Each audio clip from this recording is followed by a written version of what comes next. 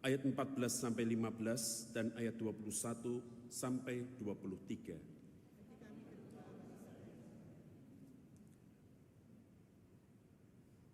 Orang-orang Farisi mengerumuni Yesus bersama beberapa ahli Taurat yang datang dari Yerusalem. Mereka melihat bahwa beberapa orang muridnya makan dengan tangan yang najis, yaitu dengan tangan yang tidak dibasuh. Sebab orang-orang Farisi seperti orang-orang Yahudi lainnya tidak makan kalau belum melakukan pembasuhan tangan dengan seksama, karena mereka berpegang pada adat istiadat nenek moyang mereka. Dan kalau pulang dari pasar, mereka juga tidak makan kalau tidak lebih dahulu membasuh dirinya. Banyak warisan lain lagi yang mereka pegang, umpamanya hal mencuci cawan, kendi, dan bejana perunggu, serta tempat pembaringan. Karena itu, orang-orang Farisi dan ahli-ahli Taurat itu bertanya kepadanya, "Mengapa murid-muridmu tidak hidup menurut adat istiadat nenek moyang kita, tetapi makan dengan tangan najis?" Jawabnya kepada mereka, "Tepat nubuat Yesaya tentang kamu, hai orang-orang munafik. Seperti ada tertulis, bangsa ini memuliakan aku dengan bibirnya, padahal hatinya jauh dari aku. Percuma mereka beribadah kepadaku, sedangkan ajaran yang mereka ajarkan ialah perintah manusia. Perintah Allah kamu abaikan, dan adat istiadat manusia kamu pegang." Ayat 14 dan 15. Lalu Yesus memanggil lagi banyak orang dan berkata kepada mereka, "Kamu semua dengarkanlah aku dan pahamilah. Tidak ada sesuatu pun dari luar seseorang yang masuk ke dalam dirinya dapat menajiskan dirinya, melainkan hal-hal yang keluar dari dalam diri seseorang, itulah yang menajiskan." Ayat 21 sampai 23, "Sebab dari hati orang timbul pikiran jahat, percabulan, pencurian, pembunuhan, perzinahan, keserakahan, kejahatan, kelicikan, hawa nafsu, iri hati, hujat, kesombongan, dan kebebalan. Semua hal ini timbul dari dalam dan menajiskan orang." Inilah Injil Tuhan kita, Yesus Kristus. Silakan duduk.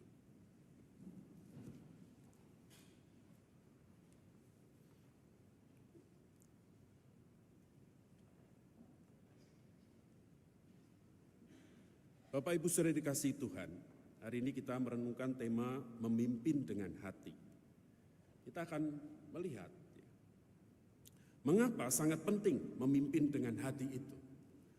Bapak Ibu, ketika kita berbicara tentang memimpin dengan hati, sesungguhnya kita menyentuh kepada satu hal yang sangat inti dari bagaimana seharusnya kepemimpinan itu dilaksanakan dalam konteks iman Kristen. Sebagai orang-orang percaya, di mana Tuhan sudah menebus kita, sudah memperbarui hidup kita. Lalu kemudian gaya hidup kita bagaimana? Kehidupan kita, kehadiran kita, itu seperti apa? Nah, inilah yang coba akan dibahas ketika kita melihat tentang tema memimpin dengan hati. Kepemimpinan bukan hanya tentang posisi atau kekuasaan atau jabatan, tetapi tentang bagaimana kita mengarahkan dan mempengaruhi orang lain di dalam kasih dan di dalam integritas. Kepemimpinan bukan berbicara soal jabatan, tapi kepemimpinan juga adalah berbicara soal bagaimana kita hadir di tengah-tengah kehidupan keluarga kita, tetangga kita, saudara-saudara yang lain. Kita hadir sebagai seseorang yang dapat menuntun, mengarahkan, dan memimpin dalam kapasitas diri kita. Oleh sebab itu Bapak Ibu kasih Tuhan, ketika berbicara soal memimpin dengan hati, itu setiap orang, inilah setiap orang memimpin, dapat memimpin. Dan setiap orang, usia seberapapun mereka, itu mereka hadir untuk dapat memimpin. Kalau kita ingat-ingat anak kita yang masih bayi, Bapak Ibu, ya, Kalau kita nangis, itu mempengaruhi diri kita enggak? Kalau bayi kita nangis, mempengaruhi diri kita enggak? Mempengaruhi ya. Saya bertanya kepada beberapa dari teman-teman yang dalam usia pernikahan muda dan barusan melahirkan. Gimana? Apakah pola tidurmu sudah berubah? Wah ya sudah Pak Elia. Aduh sekarang saya kalau malam terus bangun gitu ya. Entah jam 2, jam 3 atau berapaan saya bangun. Nah kenapa kok bangun? Nah ini anak saya nangis. Entah minum susu, entah itu kencing dan sebagainya. Pola hidup berubah Bapak Ibu. Siapa yang mempengaruhi perubahan pola tidur itu? Anak kita. Anak kita itu hadir ya, dan mempengaruhi diri kita. Sehingga disitulah kemudian pola tidur kita berubah. Ya. Anak kecil sudah mempengaruhi hidup kita. Dan bahkan kadang keluarga itu menjadi sangat kacau ketika juga hadirnya seorang anak. Wah jadi ribut kadang orang tua. Saya sudah melahirkan anak ini, kamu tak mana tidak memperhatikan. Gitu. Lah itu kan anakmu, itu kan. Wah jadi ribut suami istri. Karena mereka tidak dapat bekerja sama. Nah Bapak Ibu kasih Tuhan, memimpin dengan hati, setiap orang itu adalah menjadi pemimpin.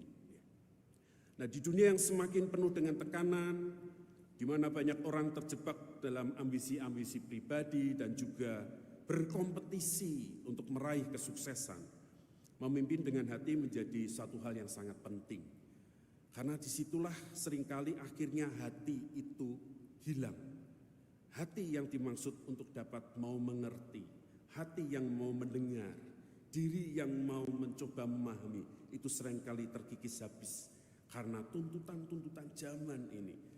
Oleh sebab itulah maka kepemimpinan yang benar adalah kepemimpinan yang berakar pada nilai-nilai moral dan spiritual. Dan inilah yang akan coba kita akan bahas lebih dalam lagi. Bapak Ibu kasih Tuhan, memimpin dengan hati itu penting karena perubahan-perubahan zaman. Sekarang ini banyak hati yang terpimpin oleh kemajuan teknologi, sehingga disitulah komunikasi hilang, anak dengan orang tua dengan anak, itu hilang komunikasi sosialnya. Karena apa? Karena hati dipimpin oleh HP masing-masing. Ya. Nah ini yang kemudian menjadi kekacauan dan terkadang menjadi perselisihan karena komunikasi yang seringkali tidak nyambung. Hal ini menjadi sebuah problema. Oleh sebab itulah maka sekali lagi, memimpin dengan hati itu sesuatu yang sangat penting dan tepat untuk dibahas pada zaman sekarang ini. Nah Bapak Ibu kasih Tuhan, ada bahaya-bahaya ketika kita menjadi orang yang memimpin tanpa hati. Ada bahaya-bahayanya, apa itu? Ciri-cirinya ada beberapa hal, yaitu di situ kita akan muncul ada orang-orang yang mudah memanipulasi. Kepemimpinan yang manipulasi, di mana dia mengutamakan dirinya sendiri tetapi seakan-akan dia berbuat baik untuk kebaikan orang itu, tetapi sesungguhnya adalah untuk kepentingan-kepentingan dirinya. Kebaikan yang dilakukan tidak tulus, bukan untuk kepentingan orang itu, melainkan untuk status dirinya, melainkan untuk nama baiknya dan sebagainya. Nah ini muncul ada kepemimpinan yang manipulatif. Ya. Lalu kemudian bahaya yang kedua yaitu kekuasaan yang otoriter, yaitu mengutamakan kekuatan, mengutamakan kekuasaan dan jabatannya. Dan ini menjadi sebuah model dan gaya hidup. Problema di dalam keluarga seringkali ketika orang tua itu mudah terbawa emosi mungkin karena kelelahan dan sebagainya.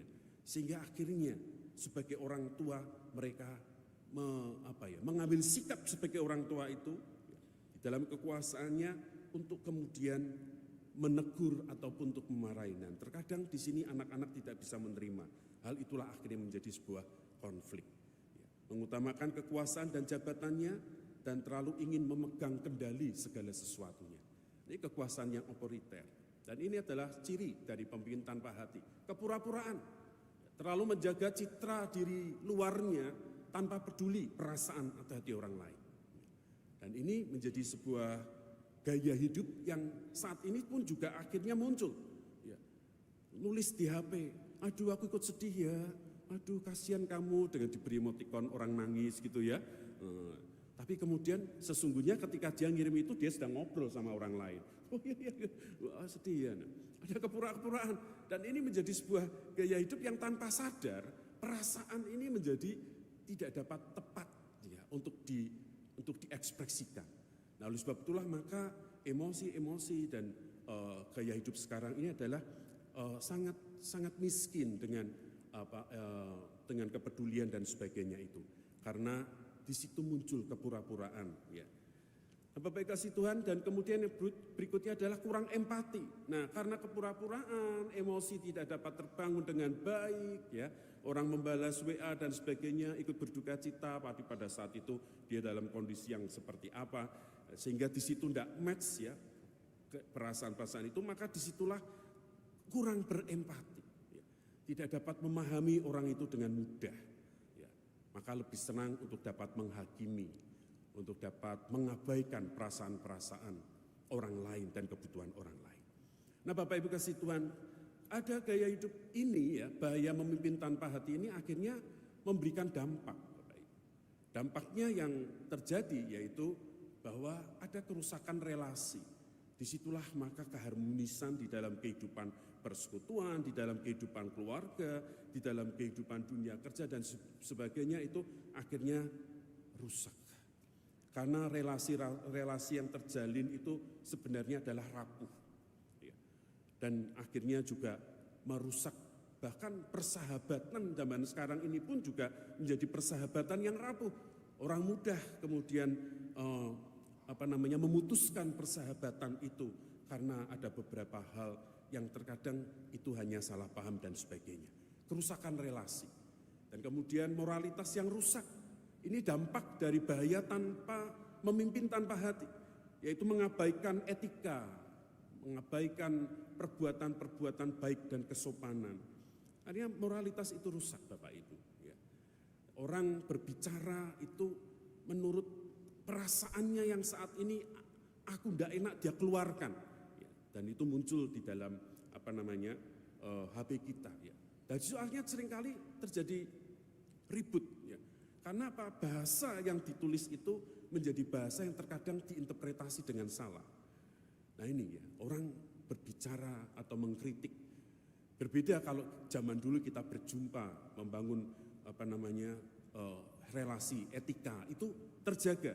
Tapi ketika sekarang ini dengan kemajuan teknologi, etika itu menjadi berkurang.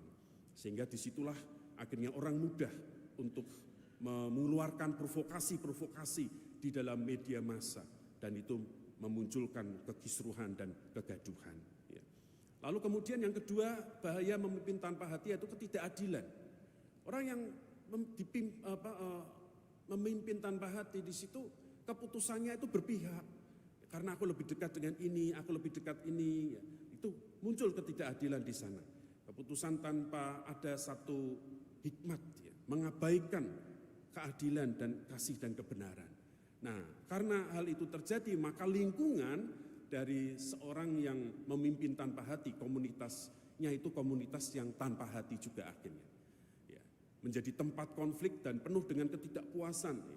Nah, di situ menjadi sebuah lingkungan yang tidak sehat. Nah, ini bahaya memimpin tanpa hati.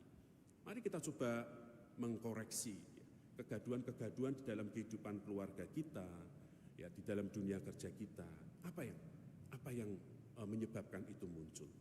Seringkali bukan karena masalah pekerjaan dan sebagainya, tapi seringkali adalah karena masalah emosi dan juga masalah kurang mengerti dan kesalahpahaman. Nah, inilah yang seringkali terjadi. Bapak Ibu kasih Tuhan, ciri-ciri dan dampak memimpin tanpa hati ini nampaknya juga Tuhan nyatakan dalam kehidupan orang-orang Farisi dan ahli Taurat. Dalam Markus pasal 7 ayat 1-8, Tuhan Yesus perlu menegur orang-orang Farisi dan ahli Taurat. Sikap orang-orang Farisi itu ditegur oleh Tuhan Yesus ketika mereka menegur para murid karena tidak mencuci tangan sebelum makan. Ini nampaknya lebih kepada satu sikap penghakiman. Inilah yang ditegur. Mencuci tangan itu memang sebuah kebiasaan yang baik, karena itu untuk kebersihan, untuk kesehatan dan sebagainya. Bahkan itu sangat penting ya kalau kita melihat itu dari segi kesehatan. Namun di sini Yesus melihat bahwa orang Farisi tidak memperhatikan soal kesehatan kebersihan itu, tapi lebih justru melihat kepada tradisi. Dan itu menjadi ukuran mereka tentang kehidupan saleh. Oleh sebab itu maka ketika mereka tidak melakukan tradisi itu, orang Farisi menganggap mereka itu orang yang saleh, orang yang tidak saleh, dan perlu kemudian dihakimi. Mereka tidak hidup di dalam kebenaran. Nah inilah yang Tuhan Yesus tegur. Oleh sebab itulah kenapa di dalam percakapan itu Tuhan Yesus mengutip Yesaya 29 ayat 13. Dia menegur dengan mengatakan, bangsa ini memuliakan aku dengan bibirnya, padahal hatinya jauh daripadaku. Tuhan Yesus mengutip ini karena Yesus menegur orang-orang Farisi itu lebih meninggikan tradisi manusia daripada mereka mentaati hukum Tuhan. Mereka justru meninggikan budaya, tradisi-tradisi yang ada, dan itu dianggap sebagai hidup yang benar. Tapi mereka menjauhkan diri dari hukum-hukum yang Allah tetapkan untuk mengasihi satu sama lain. Dan inilah yang kemudian Tuhan Yesus harus peringatkan kepada mereka. Mereka lebih memfokuskan kepada hal-hal yang eksternal, pada hal-hal yang nampak, daripada sikap hati yang benar di hadapan Tuhan. Nah Bapak Ibu kasih Tuhan, ini adalah sebuah problema yang tidak terjadi pada zaman sekarang ini mengenai bahaya memimpin tanpa hati ini. Orang-orang Farisi menunjukkan gaya hidup seorang pemimpin yang hadir di tengah masyarakat harusnya bisa menuntun orang di dalam kasih dan kebenaran, namun kehadiran mereka justru lebih suka untuk menghakimi dan lebih suka untuk melihat kesalahan-kesalahan orang lain.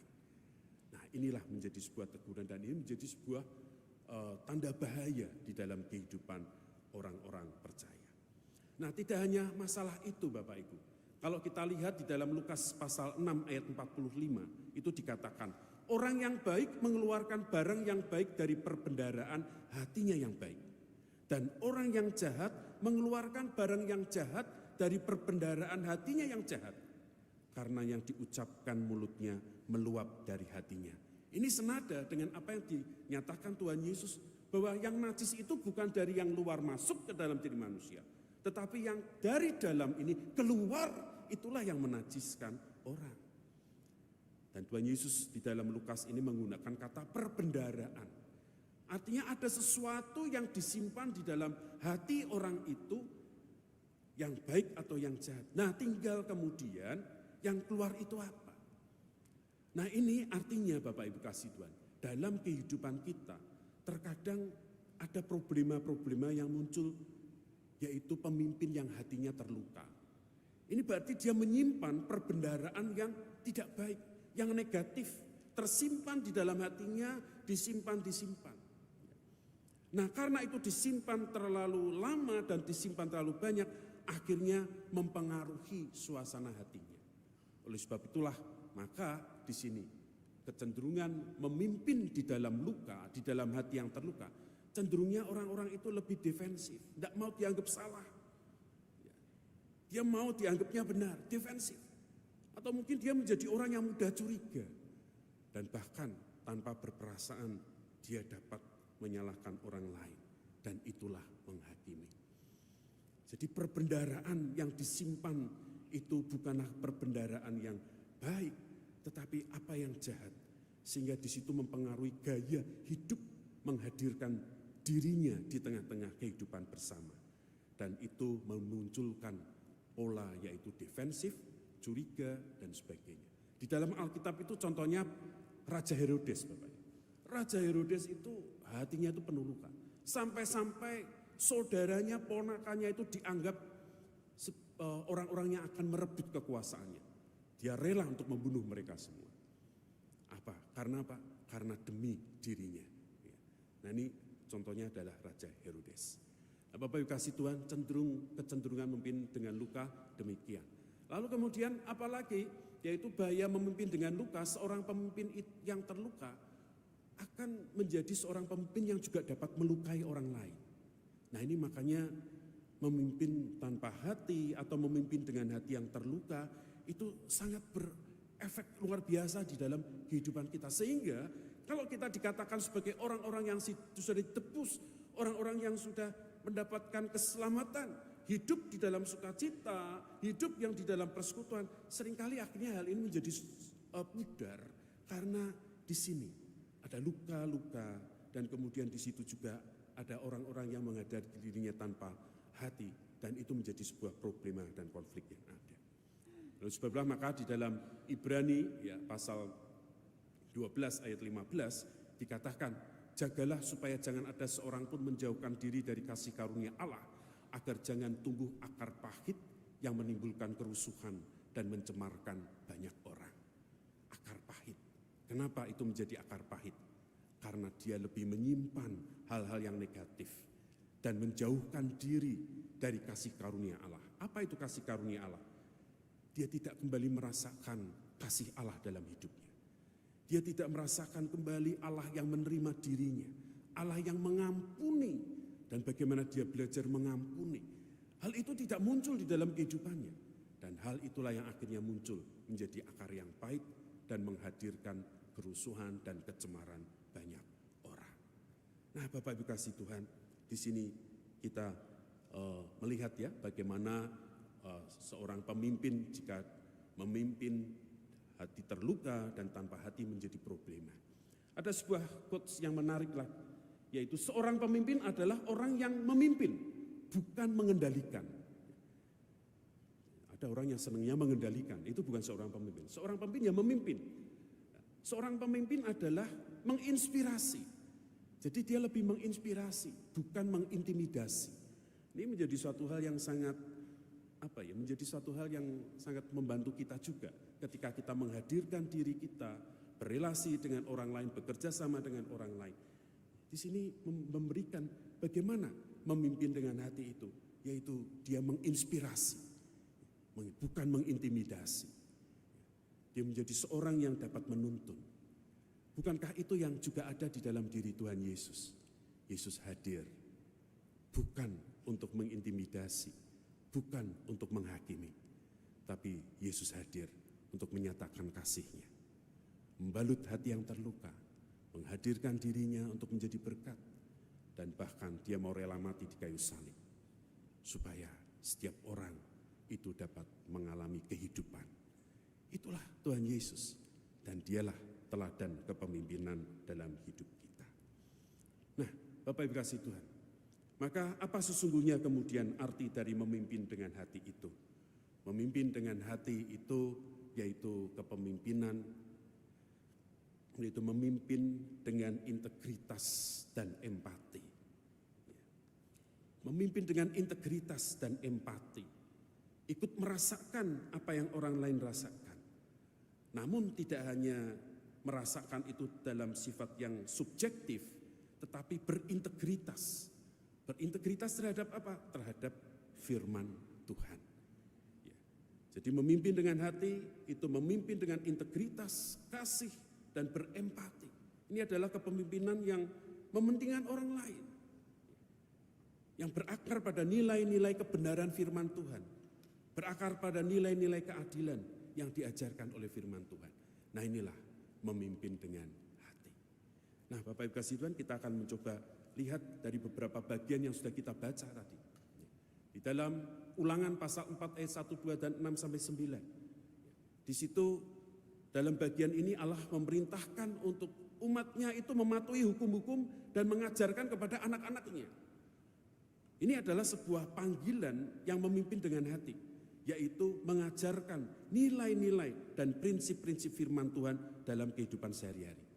Nah, di sini artinya memimpin dengan hati, di situ mentransferkan pemahaman-pemahaman spiritualitas dari pemahaman Alkitab untuk diberikan dan diajarkan kepada anak-anak, kepada cucu-cucu.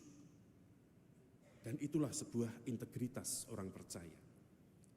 Dia percaya, meyakini sesuatu, dan kemudian mengajarkannya kepada anak dan cucunya.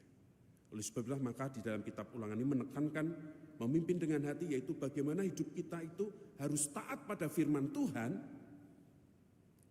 Namun dalam ketaatan itu bagaimana kita dapat memberikan pengaruh iman kepada generasi-generasi muda berikutnya sebagai generasi penerus. Inilah memimpin dengan hati. Tidak memikirkan keselamatan diri sendiri, tetapi mencoba mengajak orang lain merasakan Kristus yang memberikan keselamatan itu. Dan yang kedua yaitu di dalam Yakobus pasal 1 ayat 17 sampai 27. Memimpin dengan hati merupakan menjalani hidup. Jadi menghadirkan dirinya di tengah-tengah kehidupan orang lain sebagai pelaku firman. Sehingga ketika dia hadir di tengah-tengah pekerjaan, dia hadir di tengah-tengah keluarga, di tengah-tengah komunitas, maka khotbah yang didengar, khotbah yang diterima, itu kemudian akhirnya terwujud di dalam perilaku, tindakan, dalam hidup bersama. Firman Tuhan yang didengar, firman Tuhan yang dalam bentuk tulisan itu dibaca, itu diubah menjadi perilaku-perilaku yang akhirnya dapat dirasakan oleh orang lain. Inilah yang Yakobus sampaikan mengenai memimpin dengan hati. Tidak lepas dari terang firman Tuhan. Maka penekanan di dalam Yakobus memimpin dengan hati adalah bagaimana firman Tuhan itu dapat mempengaruhi orang lain melalui perilaku diri kita, melalui sikap diri kita, melalui perkataan kita, melalui pelayanan yang kita lakukan. Inilah yang menjadi penekanan di dalam Yakobus. Bagaimana firman Tuhan itu dapat mempengaruhi orang lain melalui perilaku, perkataan, sikap diri kita, perkataan kita. Memimpin dengan hati. Sedangkan di dalam Markus pasal 7 ayat 1 sampai 8, 14, 15 dan 21 sampai 23 mengenai teguran atas keangkuhan orang Farisi dan ahli Taurat atas ritual keagamaan yang dijunjung tinggi oleh mereka sebagai bentuk kesalehan, namun hatinya itu jauh dari Allah dan bahkan tidak ada Allah di dalam hatinya. Di sini Markus ingin menekankan tentang memimpin dengan hati, yaitu pentingnya membersihkan hati. Karena dari hati inilah terpancar kehidupan atau kematian. Karena dari dalam itulah yang dapat memberikan pengaruh yang sehat atau pengaruh yang buruk. Oleh sebab itulah di sini Markus mengajak kepada kita semua untuk seringkali memperhatikan diri kita, pikiran kita, perasaan kita, motivasi kita, dorongan-dorongan keinginan kita. Apakah murni atau tidak? Apakah sudah dituntun oleh firman Tuhan atau tidak? Maka disinilah pentingnya ketenangan di mana kita ada waktu berteduh untuk kembali mengintrospeksi diri kita, untuk kembali bercermin pada firman Tuhan dalam kehidupan. Dan hal itu akan menuntun kita untuk menjalani kehidupan ini, memimpin dengan hati dalam kehidupan orang lain. Nah, Bapak Ibu kasih Tuhan, dengan pemahaman seperti ini, maka mari kita mencoba lihat bagaimana kemudian kita menghidupkan memimpin dengan hati itu di dalam kehidupan kita bersama. Dari ketiga bagian bacaan yang tadi saya jelaskan dengan penekanan-penekanannya, maka dapat disimpulkan bagaimana kita dapat menghidupkan memimpin dengan hati itu, yaitu setidaknya ada 3M dan 1K. 3M dan 1K.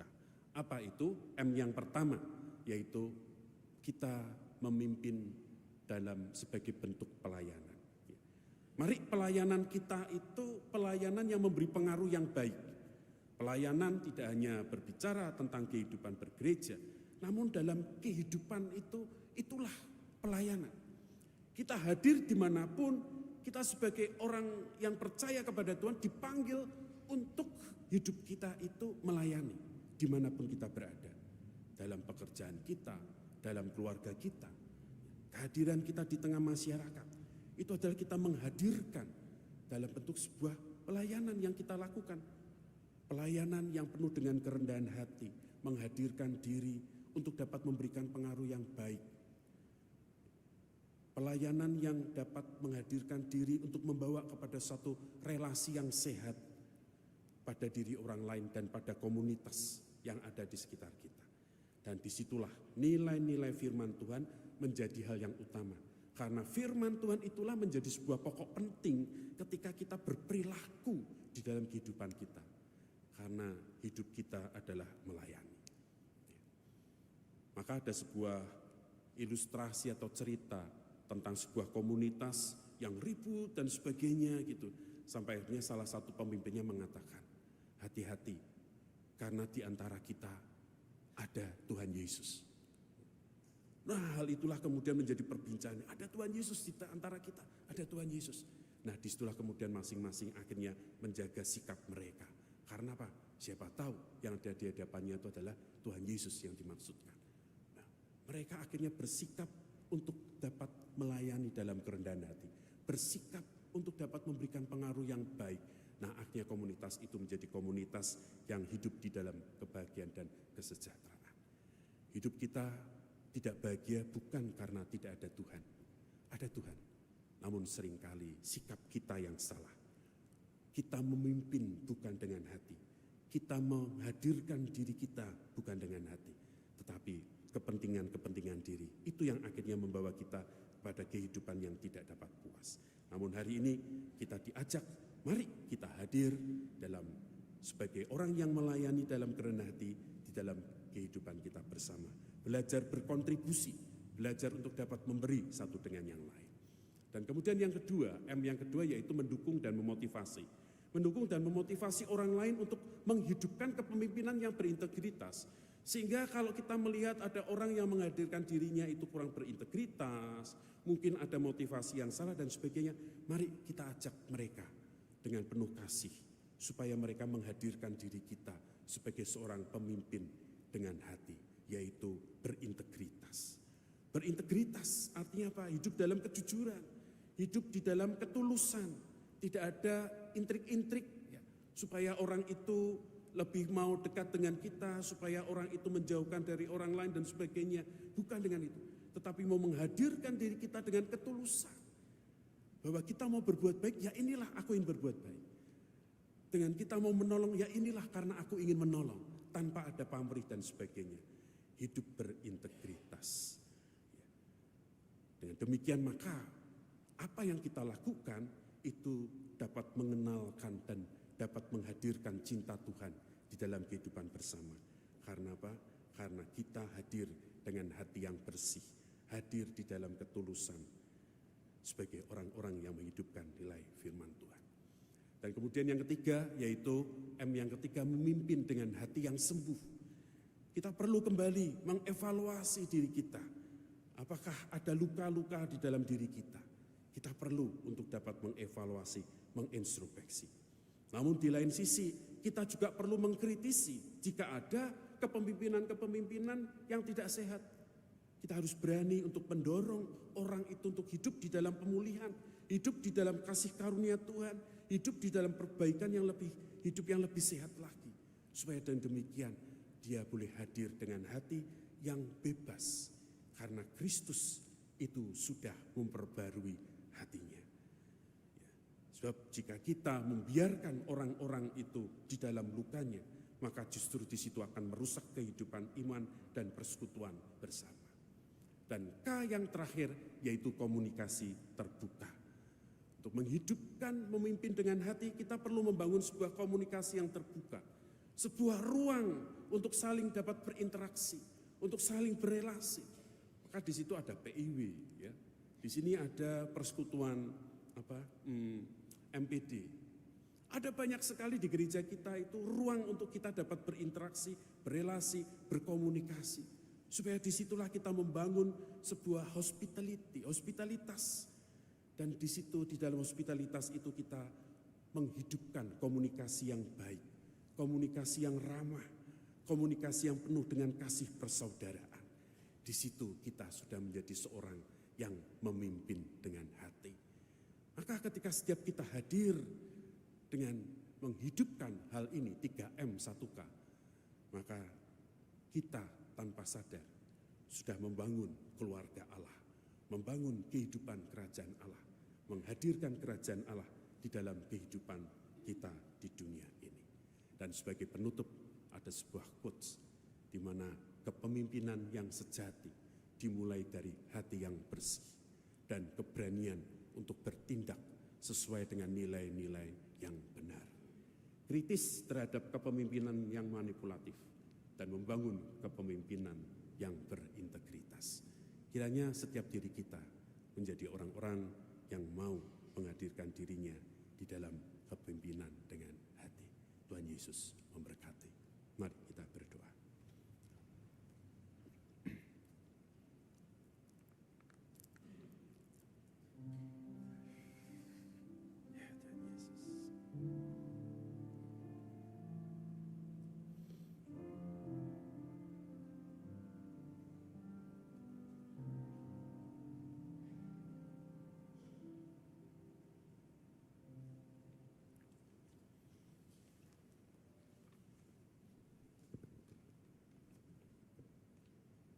Bapak, Ibu, Saudara, saya undang untuk bangkit berdiri.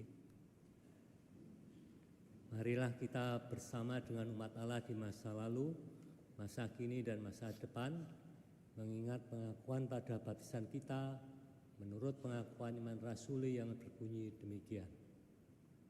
Aku percaya kepada Allah, Bapa yang Maha Kuasa, Khalik langit dan bumi, dan kepada Yesus Kristus, Anaknya yang tunggal Tuhan kita, yang dikandung dari Roh Kudus, lahir dari anak darah Maria, yang menderita sengsara di bawah pemerintahan Pontius Pilatus, disalibkan, mati dan dikuburkan, turun ke dalam kerajaan. Pada hari yang ketiga, bangkit pula dari antara orang mati, naik ke surga, duduk sebelah kanan Allah, Bapa yang Maha Kuasa, dan dari sana ia akan datang untuk menghakimi orang yang hidup dan yang mati. Aku percaya kepada Roh Kudus, gereja yang kudus dan am, persekutuan orang kudus, pengampunan dosa, kebangkitan orang mati, dan hidup yang kekal. Amin.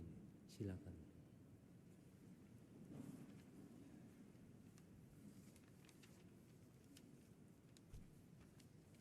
Mari kita memasuki doa syafaat kita.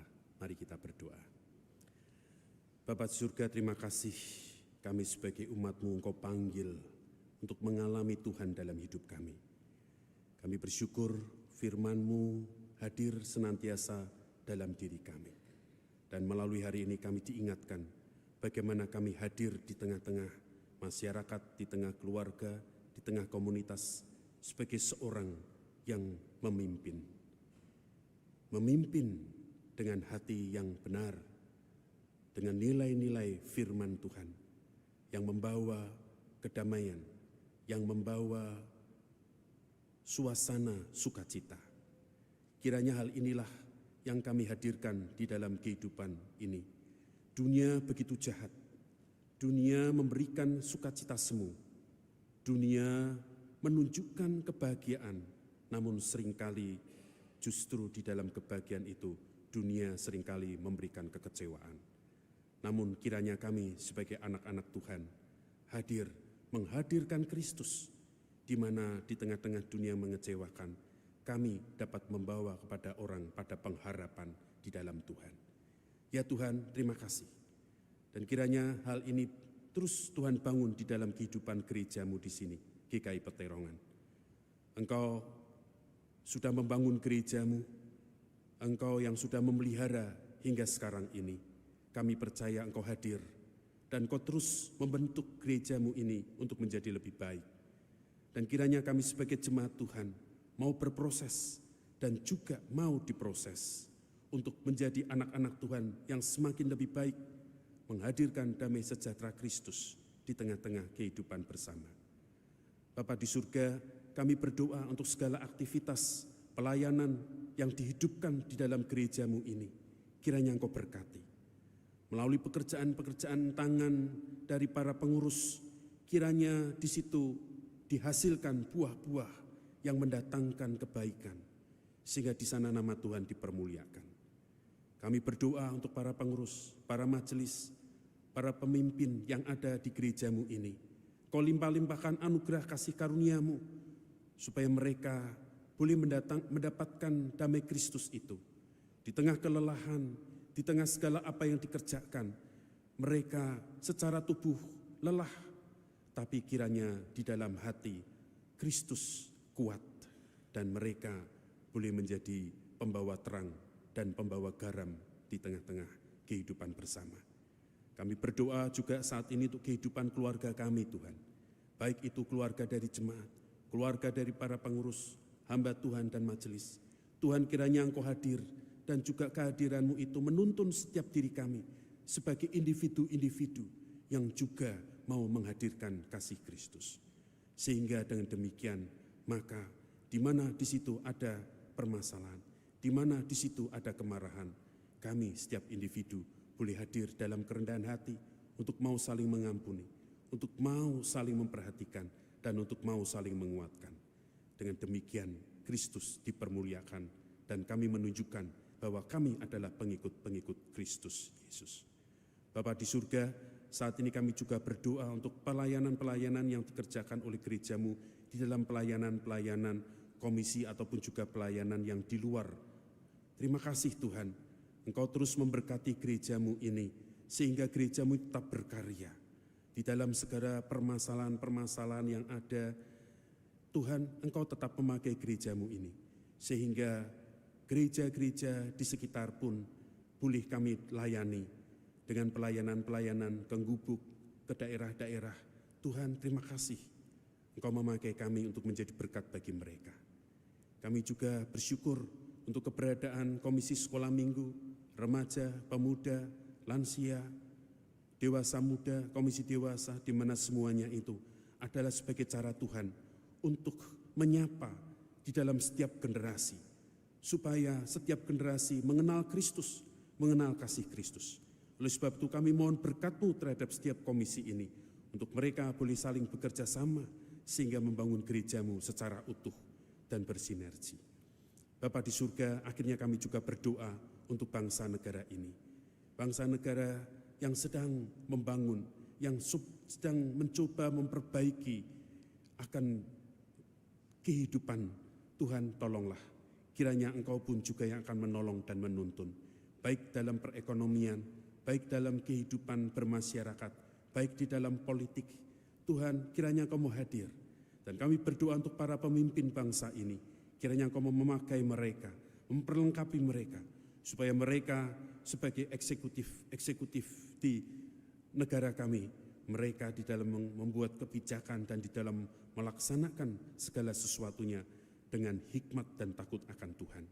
Kami juga berdoa untuk para wakil rakyat, kiranya Engkau juga yang akan memberikan kepada mereka hikmat kebijakan, sehingga mereka pun boleh sungguh-sungguh menjadi suara rakyat yang dapat menyatu dan membangun akan bangsa negara ini menjadi lebih baik. Kami berdoa untuk pembangunan IKN di Kalimantan. Biarlah Tuhan yang akan menyertai semuanya itu, untuk semuanya dapat berjalan dengan baik. Segala sesuatu yang sudah dimulai, kiranya dapat diselesaikan dengan baik, dan kiranya hal itu membawa manfaat besar bagi bangsa negara ini. Terima kasih Tuhan, terima kasih. Dan menyerahkan semua doa syafaat yang kami panjatkan hanya kepada Tuhan Yesus Kristus yang sudah mengajarkan kami, Bapa kami.